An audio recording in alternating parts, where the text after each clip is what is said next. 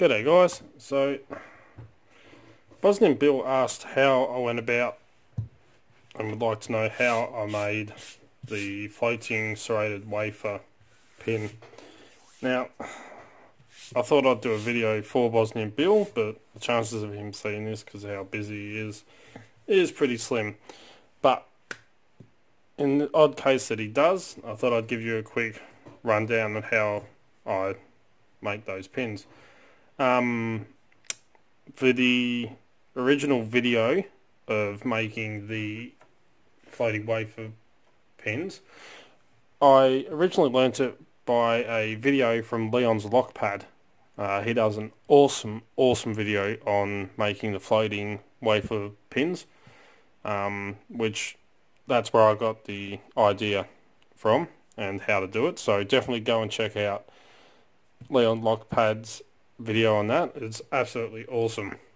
But I did take mine a step further than just standard wafers in there. I ended up serrating the wafers and making really thin ones, which I've actually got a couple, my camera will focus, sitting on this one here. So as you can see, there's very thin serrated wafers on this pin here, which is also serrated as well, just for that extra little bit of trickiness. Now how I go about making them, I don't for putting it all together, go and check out Leon's video, but a few people are saying I made from nuts and bolts of little washers and grinding them down. That's not how they're made. They're all made from pins. This is a standard driver pin sitting in my Dremel. So all the pins I use for all my challenge locks I'll make by hand. I've got a case here full of springs, pins, and these are some security pins I've been working on.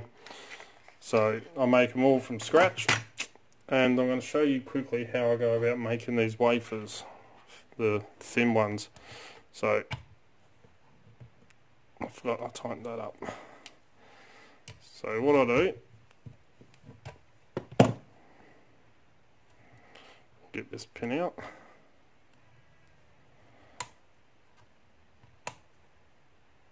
which doesn't want to come out. That's got it. So I don't know if you can see it on here, but I've started to do one. My camera will focus on it, come on. But I'm going to change this out and I'm going to make another one. So I'm going to find a driver. That one should work alright. So nice driver pin. I put it into the Dremel and tighten it up.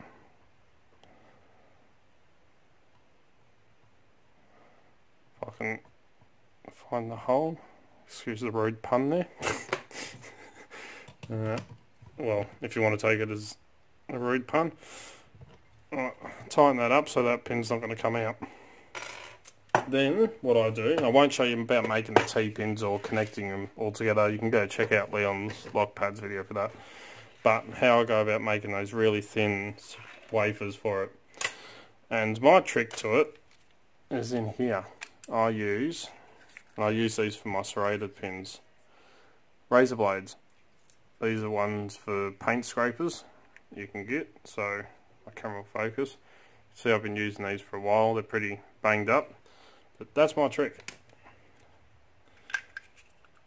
When I've done a video on making homemade pins, which I'll talk about using these, but what I'll do is I'll make a couple of serrations in this standard driver. So I'm going to go to, my camera will stay focused, I'm going to go into about there. So about a third of the pin. So then when I do the next step, these will hopefully come off nice and clean and onto what I use to do the next step. So I'll just quickly cut a couple of these in. So if you're wearing headphones, you might want to turn down your volume because it may get loud.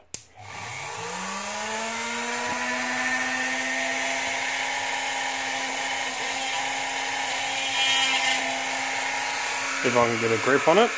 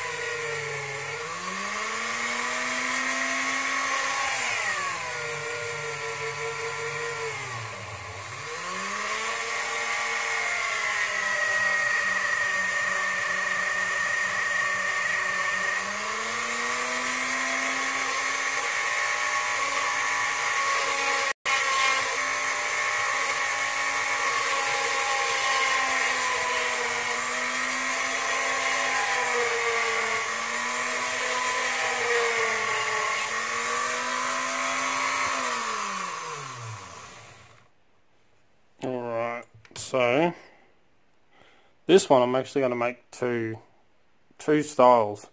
Now this first cut, that's going to be a single wafer to go on it, and the second one, if you can make it out, is actually going to be a serration in between the wafer. Now I didn't go down as deep as the other two cuts, the one at the back there and the one at the front, but that's going to make two.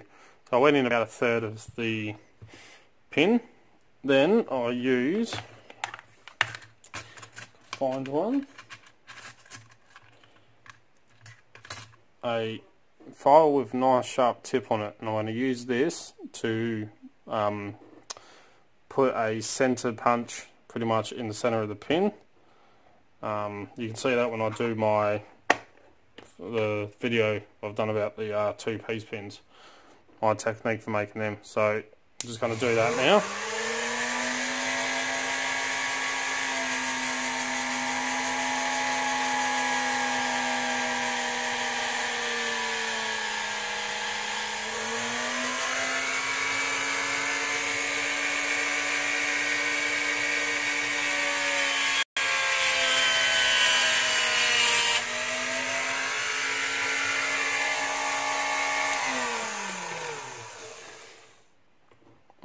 So if my camera will focus, you can see I've roughly marked the center of that pin, or close enough. Now I'm going to use this thin drill bit. Now this drill bit is just, my camera will focus, just thin enough so that when it goes through, hopefully it won't cut through that center one too much, but you line it up, it will go through and drill out the center here, and hopefully these wafers will come off perfect shape. This is what I use when I do the drill out the centers for the two-piece pins. So I'm going to do that now, and how I do that is I hold it with the pliers.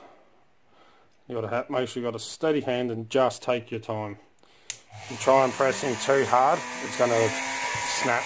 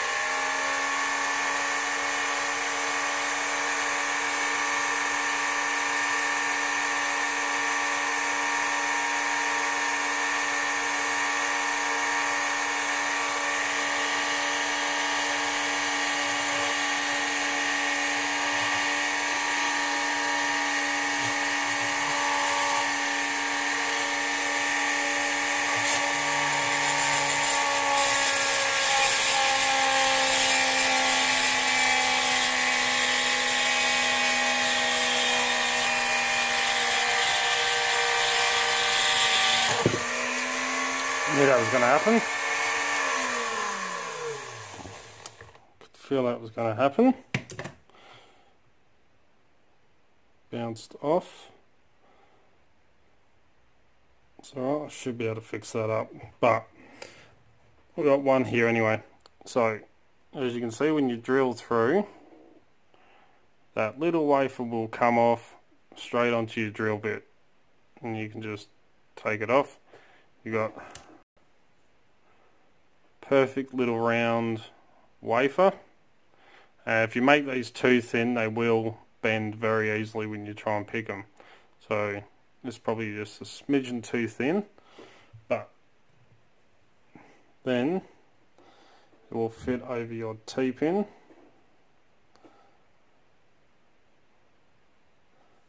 Like that, and that's where you have your floating serrated wafers, and you can put as many or as little as these you want on there.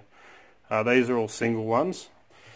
Now I'm just going to quickly pause this camera if I can, and I'm going to fix up this one, and I'll show you what the double serrated one looks like. Alright, so I've just taken and fixed up that double one, which I've got sitting in my hand just here, but I'll put it